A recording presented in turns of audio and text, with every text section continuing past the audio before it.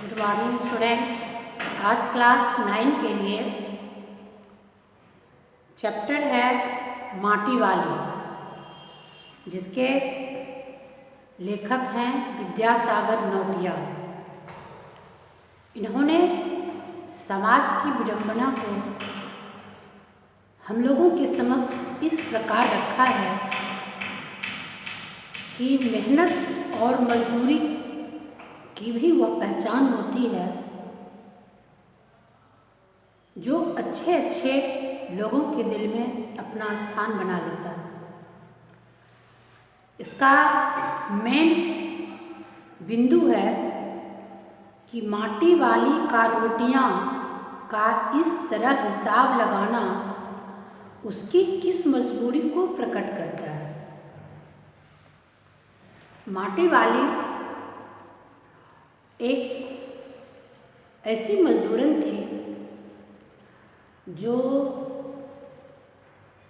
आसपास के क्षेत्र में अपने मेहनत से सुबह सुबह हर लोगों के घर में जाकर मिट्टी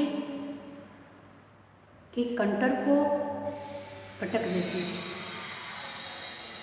लोग उसके इंतजार में इस कदर बैठे रहते थे जैसे मुख्य अतिथि के सत्कार के लिए।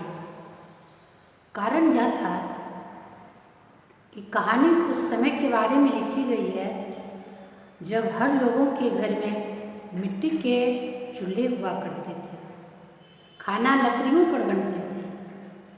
तो स्वाभाविक है कि आसपास का जो जगह था वो कालिख से भर जाता था और उसकी सफाई के लिए मिट्टी आवश्यक होता था। मिट्टी से लीपने के बाद ही वहाँ की स्वच्छता प्रत्यक्ष दिखता था और तभी लोग खाना बनाते थे। तो लोगों को यह विश्वास था कि माटी वाली अवश्य समय पर आएगी। वह अपने काम के प्रति इस भांति जागरूक रहती थी कि वह ना इधर देखती थी न उधर देखती थी। मिट्टी का कंटर उठाई और उसको सर पे रखकर जहाँ जाना होता था वहीं जाकर वह रुकती थी और मजदूरी में जो कुछ उसे मिलता था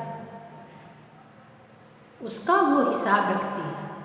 यही इस वीडियो में बताने का अर्थ है कि माटी वाली अपनी रोटियों का हिसाब लगाती थी, उसके किस मजबूरी को प्रकट करता है।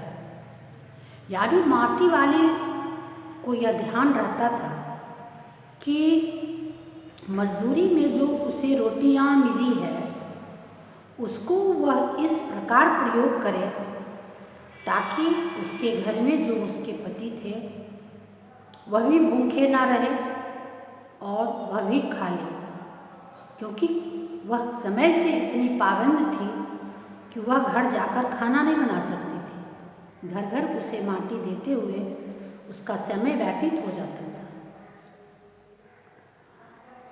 गरीबी इस कदर से उसे मजबूर किए था कि पति वृद्धावस्था में थे, तबीयत खराब होने के बावजूद भी वह उसकी सेवा शुश्रूषा न कर पाती थी।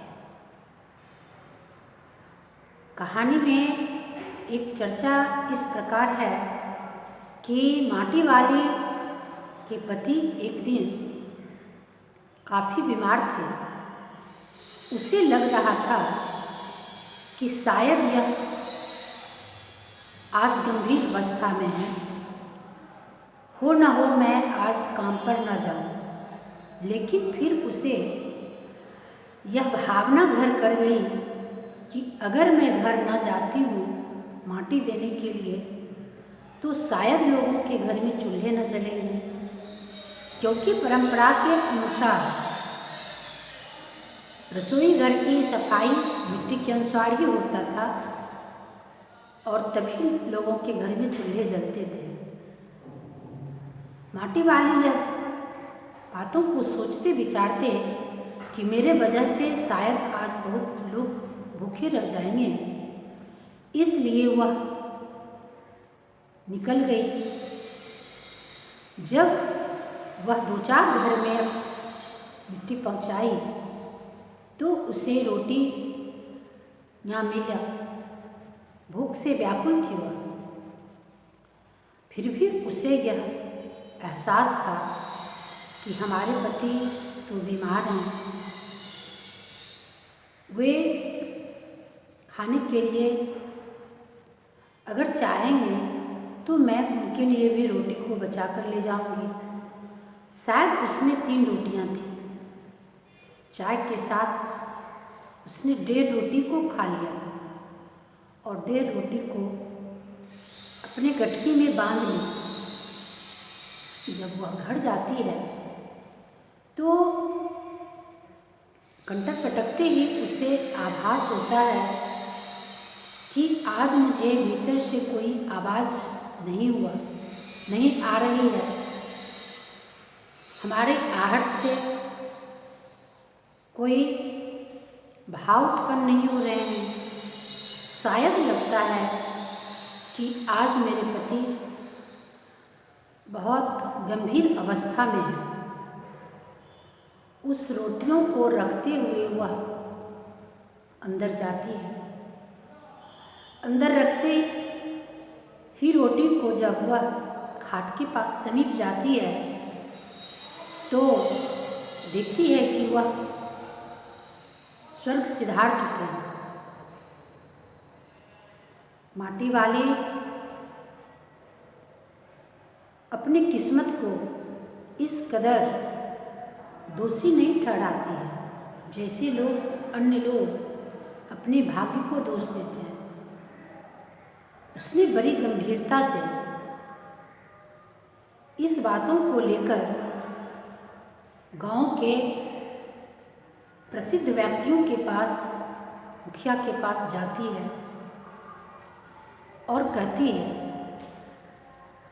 कि अब तो इस संसार में मेरा कोई नहीं रहा।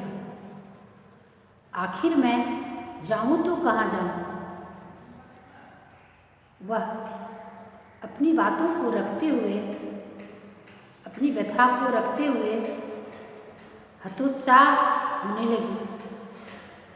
तो वहाँ के लोगों ने उनसे एक प्रश्न रखा कि तुम जो घर घर मिट्टी पहुँचाती है, क्या वह ज़मीन तुम्हारे नाम से है?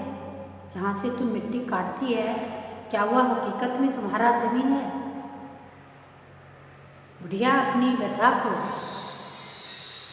अपने अंदर छिपाते हुए कहती है कि आज तक तो मुझे ऐसा कोई जगह न मिला, ऐसा कोई लोग न मिला जहाँ मैं अपने ज़मीन के बारे में, अपने घर के बारे में, अपनी स्थिति के बारे में बातों को रख सकूं।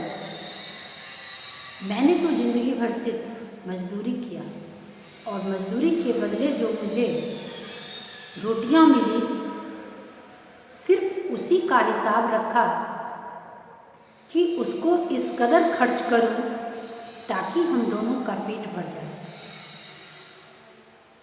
मेरी ज़िंदगी में इतना आफियत कहाँ रहा कि मैं ज़मीन का हिसाब करती, घर का हिसाब करती और यह सोचती कि मैं कहाँ रहूँगी। मेरी ज़िंदगी की यही व्यथा है। लोगों ने उसकी व्यथा को समझते हुए कुछ लोग उन पर आहें भरने को सोचा तथा कुछ लोग उसकी नासमझी पर ताना दिए कि कितनी नासमझ यह औरत है जिसे यह भी नहीं पता है कि मैं जो काम कर रही हूँ, इस काम का क्या परिणाम होगा। इतने दिन मजदूरी करने के बाद भी यह अपने जीवन में कुछ बना नहीं सकी, अपना कुछ वसूल नहीं अपनाई, सिर्फ मजदूरी मजदूरी मजदूरी करके ही अपने जीवन को समाप्त कर लिया। तो बुढ़िया ने अपने मन को सांत्वना देते हुए सिर्फ यही कहकर समझाती है कि मेरे ज़िंदगी में रोटी का हिसाब ही हमारे लिए सबसे बड़ा मायने रखा। धन्यवाद।